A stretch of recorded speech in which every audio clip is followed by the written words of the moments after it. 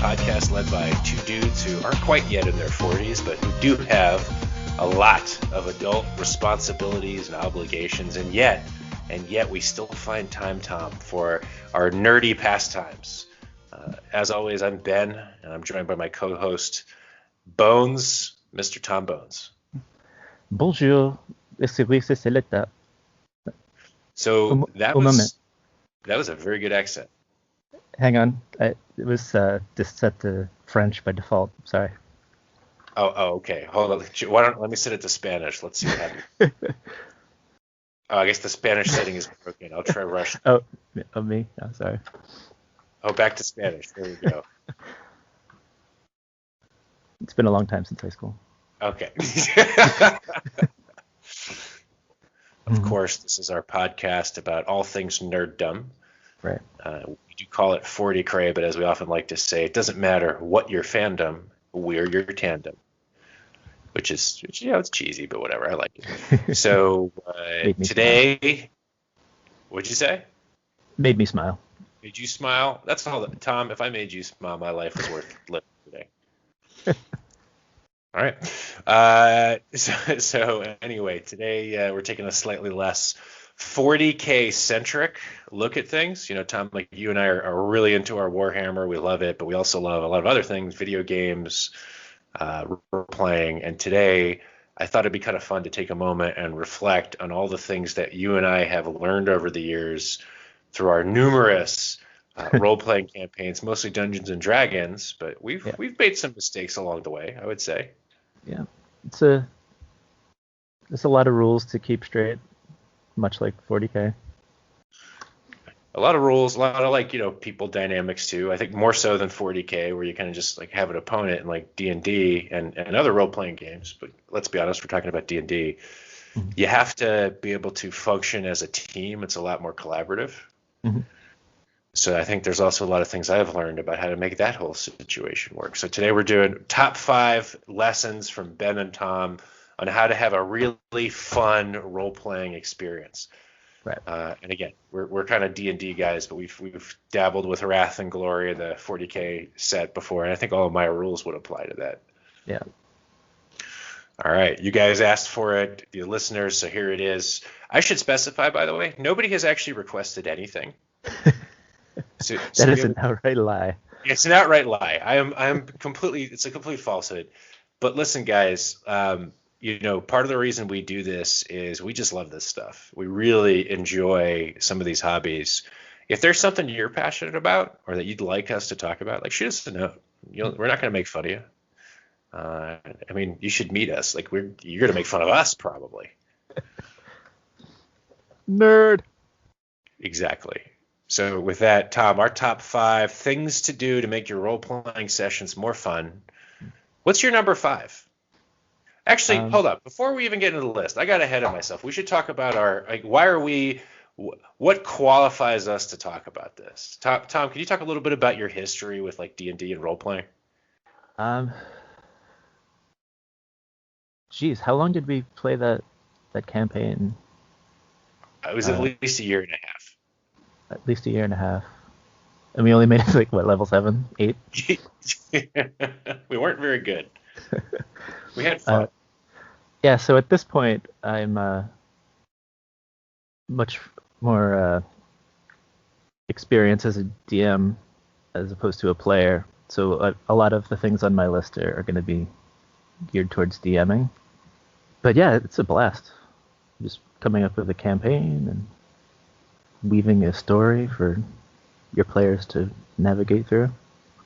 And I've noticed, like, Tom, you're a really good DM who doesn't just, you suck, Tom. You're terrible. No, but it's not just DMing where you're pulling campaigns off the web. There's a lot of great resources where you can buy like campaign material or one-offs. You actually make your entire world and everything in it from scratch, pretty much. Yeah, I wrote the story. So like I think I've seen you had like an entire like steno notebook full of dialogue and notes and world building. So people listening, like Tom is very serious about DMing. You can see, well, you at home can't see, but on the Skype call. I'm going to show Ben. Oh my gosh. Wow. So let me try to describe what I see at home. It looks like either an abstract drawing that you might see from like an MC Escher type artist, but it's a very well drawn out and labeled clearly dungeon map. Yeah. And it's like an entire notebook full. He's showing me full of these like illustrations and notes. That is dedication, man. How many hours do you think you typically spend getting ready for a campaign like this one? Well, the on Roll20, it actually keeps a log of how long you've played, and that includes like me as a DM going in and creating the maps and everything, and it sort of like accumulates the time. So I think before we even had our first session, it was up to like 20 hours. Okay, well, there you go. So it's basically a part-time job at this point. In addition to having a full-time job and being a father and husband. Right. Well, so Tom, you're a DM. I've DM'd before. I've not actually created. Well, that's not true. I did create my own campaign once, but nowhere near as well thought out as yours. I was kind of just winging it for fun. I have DM'd like probably a dozen one-offs and kind of short sessions. I've also played in probably like two dozen different campaigns or DM sessions as an adult. Like as a kid, I played some too. So we're coming from places of having a lot of experiences, both good and bad. It's not really bad, but good and less fun. But also both sides of the table as a DM and a player. Right. All right, I think that's an intro. Tom, take it away. Top 5 tips for the listeners. What's your number 5 tip? Okay, I'm just gonna get the trite one out of the way, so there's no build up. But rule 0, right? It's obligatory. It's got to be on the list. So in the Dungeon Master's Guidebook, right, it has all the rules for how to build worlds and all the resources you need to run a campaign, but then above all there's rule 0, which is just have fun. So it's basically if there's any part of the book that you disagree with, that you don't want to use in your campaign because you don't think it'll be fun, don't do it. Come up with your own thing, because it's a game. You're meant to enjoy what you're doing, and I think that that's first and foremost the golden rule, I guess. So I love that rule 0, and I'm going to bring my number 5 out because I think it aligns really well with that one, and we can kind of discuss them together. Mm-hmm. Mine is, if you're DM, don't be a hard ass. Like if your players are coming up with something that's interesting to them and it's creative, find a way to make it work. Mm-hmm. And that goes exactly with the have fun. If you have this amazing monster that you created and they say, okay, well, I'm going to trip it, and then I want to, dig a hole in the floor and I want it to fall through the hole. It's stupid, but if that's their imagination and that's what they want to do, come up with a way to make it possible. Like, okay, fine. If you roll 2 20s in a row on a strength check and an acrobatics check, then I'll let it work. You know what I mean? Give them the feeling like they actually have agency over what they're doing. And I think that exactly aligns with what you're saying, Tom. Yeah. Yeah, as a DM, you can plan for a lot, and have everything structured. What PCs have dialogue, what everyone's going to be saying to you when you meet them, and then you might never get to use that because your players decide they want to do something else, or they might do something that you haven't planned for, and you have to improv the whole session. You just got to roll with the punches, and I think I find that fun. And I feel like when you do roll with the punches, that creates some of the best memories and experiences that you have, right? Right. Just start winging it and then just let it flow. So like one sticks out to me, and you were in this campaign. You and I were both players in this one, and I'll give my example. Then I'm sure you've probably got some of where this really worked out. The one for me was we were I forgot the exact situation, but you and I were like in a party fighting at the docks against like one of the big bads. You remember? Yeah, you remember where this is going? As soon as you said at the docks, yeah. So I was this war-forged monk who was a little bit of a sociopath, but he was like a nice sociopath. And That's right. That's right. And what happened is, okay, so I think I jumped into the um You were like knocked into the water I from an was that's it. explosion or something. Yeah, so I was knocked into the water, and we figured, well, I'm a warforged, so I made of like metal and wood, so I would sink. I guess wood floats, but it's whatever. It's not like aerodynamic. So I fell. Is aerodynamic? Is it different? Hydrodynamic. Hydrodynamic? Okay. Yeah. Immediately, Tom gave me a look like that's not the right word. So I wasn't hydrodynamic, Tom. We're very erudite in this erudite. Fuck, I just messed up the words again. I can't read or write, people. So I fell in the water. I was at the bottom of this body of water, and I couldn't figure out like how am I going to swim to the top, because I think in that setting, like warforged were really bad at swimming. So I said I had animal handling, and I think I had either like comprehend languages or talk to animals or some kind of animal friendship thing. So I said, "Can I roll to see if I find a friendly dolphin?" And I remember the DM looked at me. He's like, "All right, sure, roll if you get, And I rolled like a 19 or a 20, and everybody was like cheering, and I think he could kind of feel, all right, let's see where this goes. So I rolled to get a friendly dolphin, and I said I want to have the dolphin like do one of those things they do at SeaWorld where they shoot out of the air with me attached, and then I Holding want onto to its dorsal fin. exactly. I'm going to hold on to his dorsal fin, and I want to go into the air and then do a Macho Man Randy Savage elbow drop onto the bad guy. And I rolled like amazing, and he made it work. And that is the only thing I remember from that campaign. Yeah, the dice were with you that day. Yeah, that was fun. But so that's my memory, using a friendly dolphin as leverage so I could launch into the sky and then elbow drop like an evil warlock dwarf of some kind. And he let me do it. Is there like an example that stands out to you of a time where you just kind of like let things happen and it turned out? Nothing that crazy, but I remember one that stands out from the campaign that we did for a long time. When we went to, so the one character was Will's character was a tabaxi, like surfer dude kind of thing. That's right. So when they went to his hometown at one point, and I honestly I had no idea how that was gonna run. I know where you're going with this. That was so. I remember my mouth. Okay, I don't want to spoil it. Go ahead. My mouth was open for like 10 minutes at this though. So everyone there was just like a traditional surfer dude, and we just had this whole big conversation. Yeah, it was fun.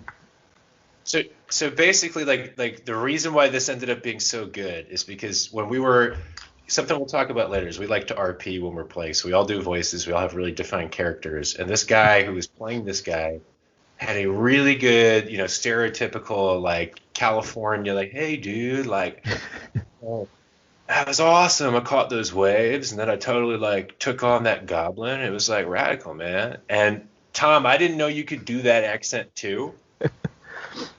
But it was like a mirror match where he was saying all these like 90s surfer references, and then you were saying them all back to him. And I don't think that was the character you had in mind either for that NPC, No. right? Yeah, it was. I didn't even know we were gonna go there at the time. It just happened, and said, let's roll it. Mahalo. All right. All right, all right. I like your vibe, man. We're totally vibing. So like we're looking for a copper dragon. That was weird. Yeah, it was, but it was, and I think like that says to, like in that moment, what was more important was not moving the story forward. Mm. It was that character development and that world building moment. And you're right. Like I think you just kind of saw that and just kind of went with it. So I guess both of ours like have fun, be creative, let the players be creative, and remember it's collaborative storytelling. Even if you own it, find a way to help them envision the world too. Mm-hmm. Man, we're vibing here. All right, Tom? What's your number 4? So that kind of actually goes into my next one. I just have written down here yes and. That's my number 4 too. I literally just wrote yes and. So it pretty much is what we were just talking about. When your players want to do something, don't tell them no. Just yes, and this is what happens, or yeah, roll for it. See if you could pull it off. Obviously, if it's something impossible, like I want to flap my arms so hard I fly, you gotta rein it in a little bit. But if you want to, if you want to even stop the campaign and open up a blacksmith, and if that's what if that's what you want to do, fine. I could make up customers. Yeah, I will say. I mean, we do that kind of stuff a lot in our various campaigns where we get sidetracked. But if it's fun, like at the end of the day, like you're looking for something to do as a group and kind of interact with people and escape a little bit, right? Like do something that's not everyday, wear and tear of our jobs and lives.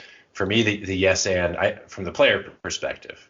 Mhm. So one thing to keep in mind is when you are creating a character and embodying that character, there are ways that you can play them that magnify what other people do, and ways you can play them that completely restrict how other people can act out. Mhm. So a great example, I had a campaign I was playing recently that wasn't super fun for a few reasons, but one of them, there was one character whose or one guy whose persona was he was like this damaged, like really dark, mean guy who was always cynical and angry, and he would never go along with what you wanted to do. And I'm sure, like in a book or a novel, that would be a really interesting character. But when you're playing D&D, that's really selfish. Like I did improv comedy, Tom, as you know, not really well for years. Not really well as in the comedy, not Tom not knowing. And there's a certain code where the person who everyone values the most is the team member who gets up and sets up other people. And the one who everyone doesn't want to go with is the person who just steals every scene. Even if they're hilarious, it's no fun because you don't have a chance to express yourself. And if you've got a character who's like always going to disagree with people or always going to do their own thing, you are inherently not able to yes and. Right. So when you're creating a character, when you're playing a role, like think about how am I going to use whatever personality I want to portray in a way that builds out other people and gives them opportunities to react and do cool things. Like any examples, Tom, of like a time when like you were tempted to not go along with something, but you ended up going along with it, or where we magnified something? Well, there's times that people get sidetracked or they want to dick around a lot. But I feel like you have less patience for that. So like, I don't have to police it because I know eventually you're going to get bored and then start putting people back on the right track. So I just kind of let you do whatever you want. Well, one that occurs to me, I remember, so you had an NPC who was a major player in our campaign named Theris. Mm-hmm. I know nobody at home is going to know who that is. Basically, he's like a mysterious elf guy who runs a fortress of, take good guys, right? Like they're the guys who are like fighting the big bad. And he's super cool, and he's like very competent, but he's also got that kind of like I'm a little vulnerable or wounded. And we had a person playing a female character, and they kind of just made romantic overtures to each other, like in a really subtle way though. It wasn't like, oh, I love you. It was like they just kind of bonded because both of the characters' backstories were kind of similar. And there was this like really touching moment where I think you gave an offer, right? Like that in the comedy, the term offer is like, hey, here's an idea. You can take it and play with it. Mm-hmm. That they would bond over it. I think she just took it and ran with it, and kind of like the surfer dude, you had like a 20-minute conversation. Yeah. So I like to build on stuff like that. Like if something really cool in the session, we go down a really cool path. I'm always thinking like, how can I have that affect the greater story? Like, can I circle back on this at some point? And obviously, if there are other characters involved, I want to make sure that they're on board, and that's cool. But yeah, I regret not finishing that campaign out because that would have been a really cool end to the story arc. What, the two of them getting together? Yeah, just the whole how that would have played out, I think would have been cool. I don't see that dynamic happening with any of the characters in this campaign, but that's not to say it's not going to be just as cool. Just I think it would be a little more impactful. Yeah, that was an interesting one too, because we also had a player who is straight playing a LGBT character Hmm. in a really like interesting way. Like it kind of surprised me because it was a very authentic portrayal. Hmm. In that, I mean, I guess as much as it can be for somebody who isn't of that like identity, but like he tried really like to make it a really believable, really relatable character, and really took it to heart. Right. And I almost said like in this campaign, like we don't know what the alignments of our characters are, so it could happen. You don't know, Hmm. because I think it's a mostly male group with one female character, but like who knows how things are gonna go. Right. I think Uh, I think Ferris Pineapple is secretly into Dando. I think that's why he's so mean to Dando. it's like the pull your hair, kick dirt on you on the playground situation. That'd be a great face turn. Right. Hmm. It seems like Dando's into Mulberry.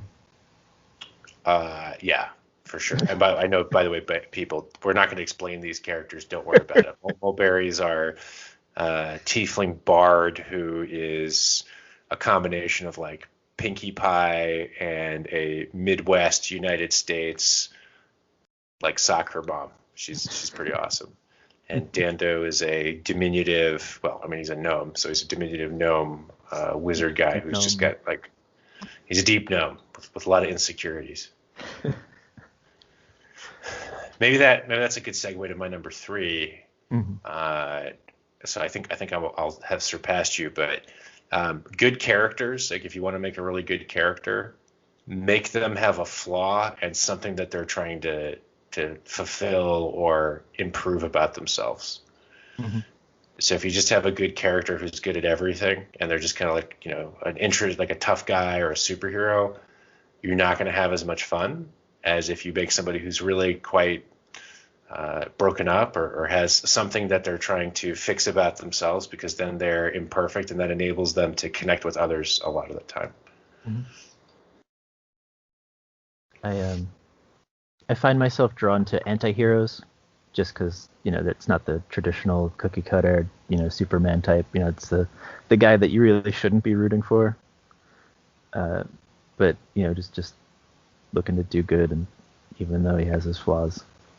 And I mean, it's kind of the same reason why like Spider-Man became such a big phenomenon at a time when he did, because like all the other superheroes were, like think like Superman, he's so powerful. Like Mhm. it's hard to relate to him. Whereas Yeah. Spider-Man, I think he came out, and people are gonna crush me in the comments here because I don't remember why. It was I think it was the '60s, but I'm gonna look it up while we're talking.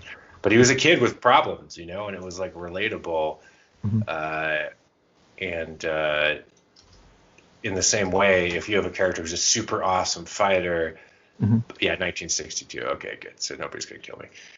Sorry, Spider-Man fans. But if you have a character who's like a really good fighter, but is like really self-conscious because maybe they're not very good at reading or Mhm. something, or they have a secret shame related to um, something about themselves that they're not happy with, like that makes them a human or whatever race, but human in meaning like relatable, and you can actually have them drive toward actions and have a hero's journey.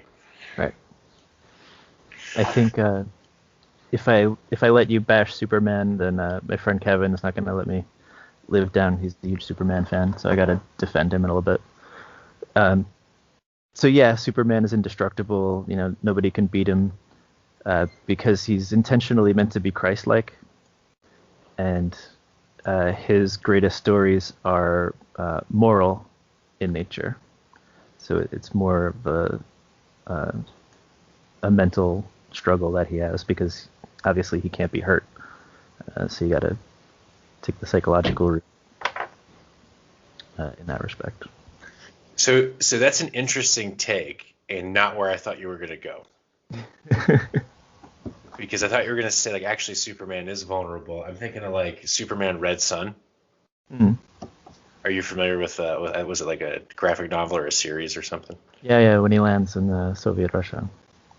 Yeah, so instead of landing in Kansas with the Kents, he lands in Soviet Russia and becomes like the like principal manifestation of, I guess, like whatever the pure communist moral what's the word I'm looking for? Like Paragon would have been. Mm-hmm. And in the end, I don't know. Do you remember the storyline at all? Not well enough. I know Lex Luthor ends up being the president of the United States, and he's like, very effective and powerful. Or he's either the president or like a very powerful corporate head. And he writes a message on a piece of paper. This is huge spoilers, by the way. So if you haven't seen this and you want to, skip ahead like 30 seconds. But he writes a message on a piece of paper and tells Superman, like, hey, if you read this, this will destroy you. And gives it to Superman. And throughout the story, like Superman struggles to come to terms with the fact that he's immortal, but the people he cares about aren't. And at one point, I think he tries to rescue a civilization by shrinking them and putting them in some kind of protective case. And Lex Luthor's message ends up reading, well, why don't you put the whole world in a bottle? Symbolizing that, like, you can't save everybody. You can't control them all and still allow them to have free will and everything. And that does destroy him. So, yes, okay, Superman, we're not going to shit on him all the time. I'm just mad, like, that movie from, like, 2004 with Kevin Spacey.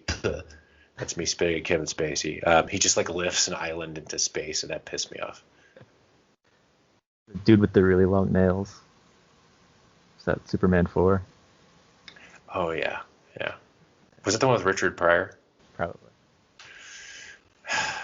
Man, every time we go through this, like, our nerd knowledge is just put to the test, and then... All right, anyway. That was my number 3. Okay, it was Superman 3, not 4. What's your number 3? This one I talked a little bit about in an earlier episode when D&D came up. It's always more fun, well, at least I think so, when you've got a party of like-minded players. As a DM, like, so specifically for min-maxing versus RP or dicking around, I don't mind either way. If you want to min-max, cool. As long as everyone's on board. If you want to just dick around and not take it seriously and just have a good time, that's cool too.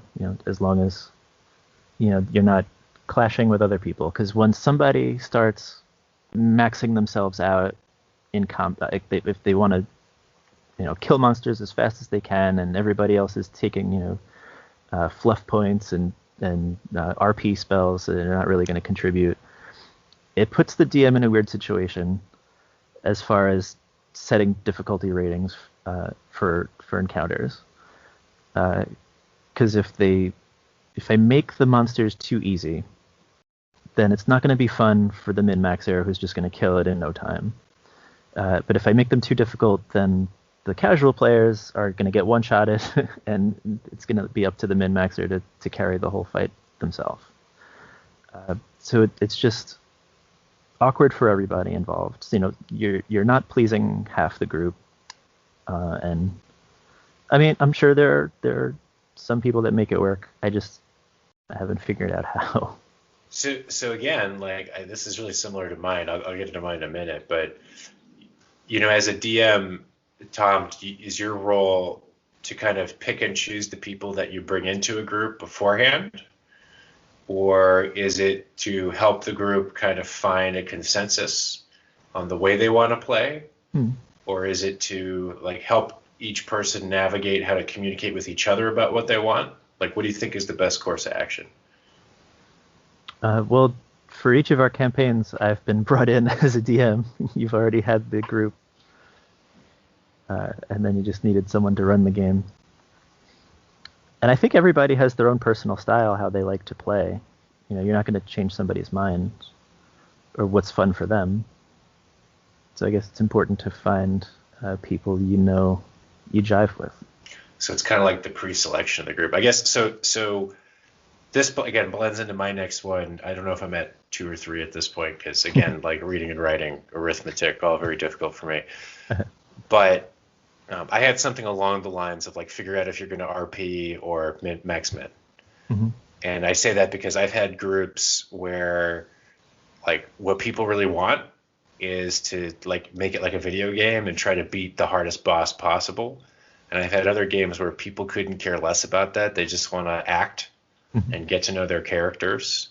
And then other games is like I think this is probably my least favorite group, but it can be fun in the right circumstances where people just want to, get drunk and roll dice and stuff, and they don't really care about what's happening. Mhm. Which, if you're a DM, is kind of frustrating because you put all this time and effort in, and you kind of want them to take it seriously.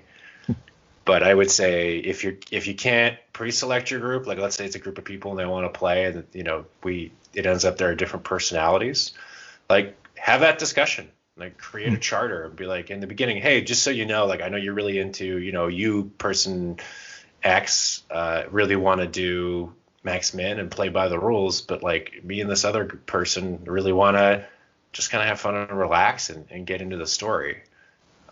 Like set expectations. It's kind of like when you're in a relationship, just like let people know what you want. Because otherwise, like you said, Tom, it's the DM's going to have a hard time trying to balance everything and no one's going to be happy. Mhm. So know what you want and then communicate that and let people self-select out if it's not what they want or adapt to what the group wants. Mhm. It's good advice. Good advice. It's a good relationship advice too. Communicate. Yeah. So I think that was my fourth, actually. I think I got one left. Do you have two left or one left? Yeah, I have two. Okay, so you go. How about your next one then? Okay.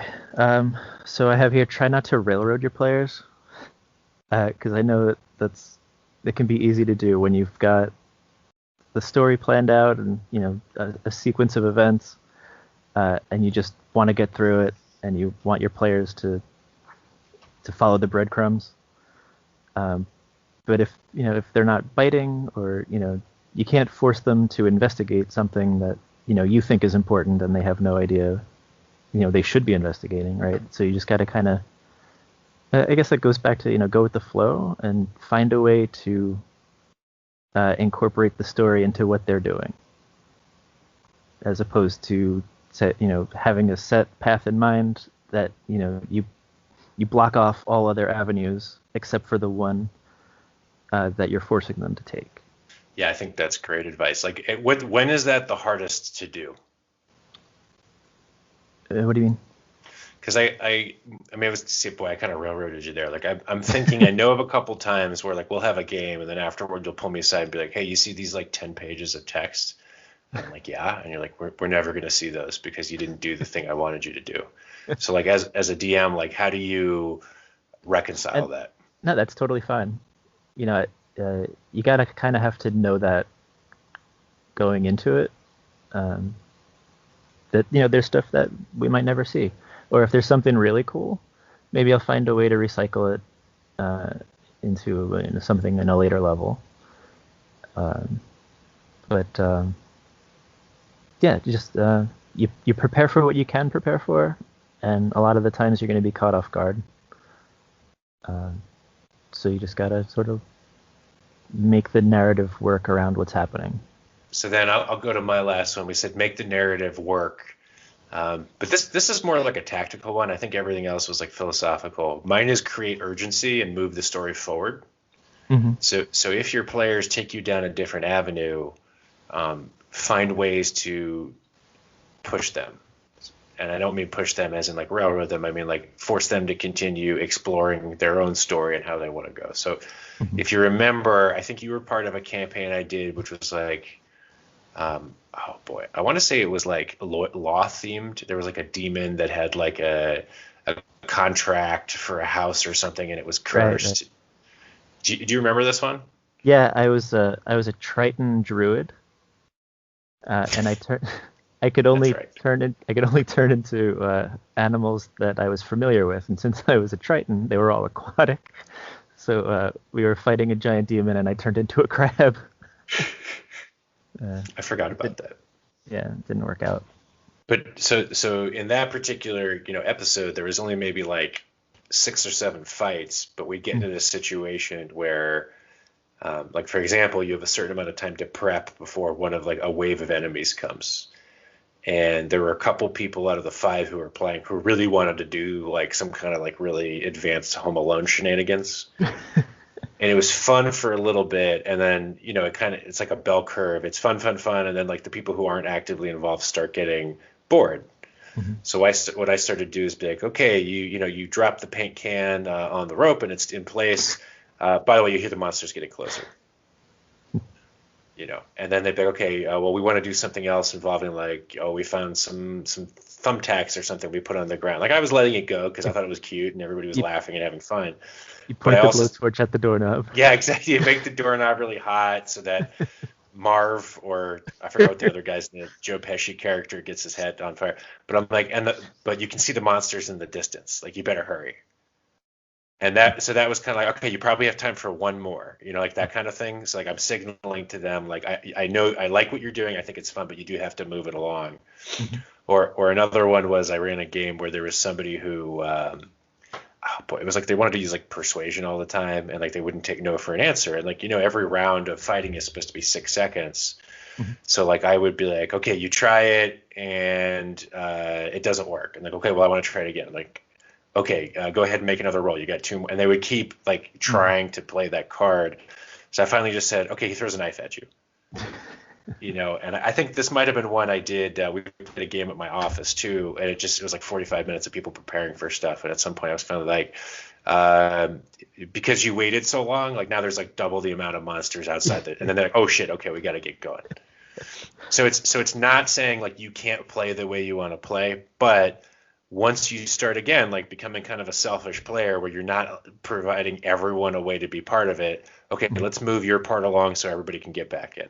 Right. So create urgency, move it forward, give people space, but if they stop including everybody or there's something that's kind of going off on the side, like it is a group game, so that's where I kind of push it forward. Mhm. They reminded me of uh, this last one when you were scoping out the warehouse with the were-rats on the roof and keeping an eye out and seeing movement or whatnot. And every time you wanted to scope it out and check, I said another were-rat enters the warehouse. Exactly. So, Another and that were-rat was enters. exactly. So it was funny, and I think it was like we were scoping it out, but then it was also one of the characters really wanted to like talk to one of the rats, and he was like, "No, non-violence." And then at some point, you were like you tried and you tried, and then at some point you're like, "Yeah, he's pulling his sword, so he's probably not going to attack you, but he's going to attack someone else." And I'm like, I guess I can't be non-violent. He likes you, but he doesn't like your friends. Yeah, so he's going to stab him. So it's give people space, let them do it, but also like gauge the group, and when you feel the energy lulling, like find a way to create urgency. Mhm. All right, Tom, what's your number one? All right, so this is my biggest one. Don't be a dick, DM. So, All right, good night, uh, everyone. and what I mean by that, there are those people that hear the word master in the title and they take it to heart, and they just want to punish their players and see how fast they can kill them and just torture them. But I don't know. My perspective is I'm running the game for the players, right? It's not about me. I'm telling a story so that they have fun. Obviously, I'm going to have fun as well, but they're the ones playing the game, right? They're the players. I am the game. They're the players. So it's like you said, it's collaborative. We're all in this together. We're telling a story together. And I think if you go out of your way to be a dick, then your players aren't going to appreciate the effort you've put in to build the world that they're in, because they're going to resent you. You know what I mean? 100%. Unless that's what they want. So like if you're those max min players who want to like do like hardcore mode, like I can see that. But I agree. Like it's a really good point, Tom, because a lot of DMs, the way when they're in this mindset is when you beat one of their monsters and they're upset about it. Damn it, you beat it. Like it should be, unless you're doing it like tongue in cheek, like I do sometimes. Like I can't believe you beat that. Like you're not trying to beat them. It's collaborative storytelling when it's really working. Mm-hmm. So it's kind of like you're giving the setting and letting them kind of paint in some of the areas. So it's not adversarial. It's additive. Yeah. You're the star of the show. I'm just painting the picture. That's a good way to look at it. Like they're the actors and you're the director. Yeah. So you can give them maybe a little less. Maybe that's too close, actually. That means you're railroading them a little bit. DP. Um, so yeah, I mean, I think like above all, have fun, right? Like that's like, all of these underneath it is like you're playing a game with people, work with your peers, work with your friends, work with your players, make it something where everybody is building on each other, because that's when things are the most fun. It's like when you give the germ of an idea or your player does, and then you work together, like the dolphin explosion or the surfer dude 10-minute back and forth that was like watching television. It was so good. It's always that kind of thing. Yeah. We didn't really talk about Warhammer much. Wrath and Glory. Yeah. We haven't played it yet. It's true. There's a chaos version, tabletop RPG, I think. I forget what that's called. That could be fun. Or that it's again one of those things where like you don't really want to be a chaos guy. Like their lives are pretty terrible. Yeah. It's like playing an evil campaign. Yeah. Oh, that's another one. Evil characters. So we didn't get to that, but I think honestly, my opinion is if somebody can play it well and figure out how to do it in a way that doesn't break how the other people want to play, it's okay. But honestly, if I have people who want to play evil characters, I say, well, like, what are you trying to do? Like, why is that fun for you? Let's figure it out. Because if it's just I want to do like antisocial things, like you're probably going to piss everyone else off. But if it's just like you want to do things that are kind of controversial, well, we can make a way to fit that in. Like Ferris Pineapple. He's a first-time player, so we've gone through a lot of the rules, and officially on his character sheet, I think he's neutral evil or something. But then in his backstory, it's like he's like a kleptomaniac and all this stuff. But he does, he has these flaws, but he feels remorseful about it. Like he doesn't want to be bad, so you're not technically evil. Right. That's a really good example, because that's a flawed person who's not necessarily out to screw everyone. They just have flaws. Yeah, and he wants to change. Right? He regrets having the compulsion to do bad things. So I wouldn't maybe go so far as to say good, but he feels bad about it. Neutral at least. Yeah, I think that's like a neutral, maybe a true neutral. Maybe neutral good. Yeah. Maybe evil good. Okay, that's not a thing. Chaotic lawful. Chaotic lawful. I was going to say one Warhammer related thing, but I cannot remember for the life of me what I was going to say. I got nothing. They put out more Death Guard stuff. I don't know. Well, you know what? Create your own plague. Did you see that? To create your own plague for Death Guard. Yeah, that looks like a lot of fun. Yeah. I mean, you're rolling on a table, but still. Yeah, but it's also for campaigns. It's like your plague. You choose like vector, effect, and like damage or something. I forgot. But there's like terminus. Exactly. Of course, Tom. Vector, terminus. Yeah. Very interesting stuff. I like where their head's at. Yeah. So look, we're not always going to talk about Warhammer. That's just the reality of the situation, I guess. And that's the case for today. We talked about role playing. We gave you some options to do it right. Let us know how they work out. Have some fun, or don't. Really, it's every country, I guess. Or don't. Totally up to you. What do you think, Tom? That feels like a complete episode. Yeah. I'd give it a B+. Maybe. Depends on the audience, right? Like if you like Dungeons and Dragons and role playing, you're really into it. If you don't, then go fuck yourself. I can't help you. It's not for everyone, guys. Why am I listening to this episode? I thought this was about knitting. Make that very clear in the title and description. Murray, those are his pedals. I don't know why that was the thing that I went to.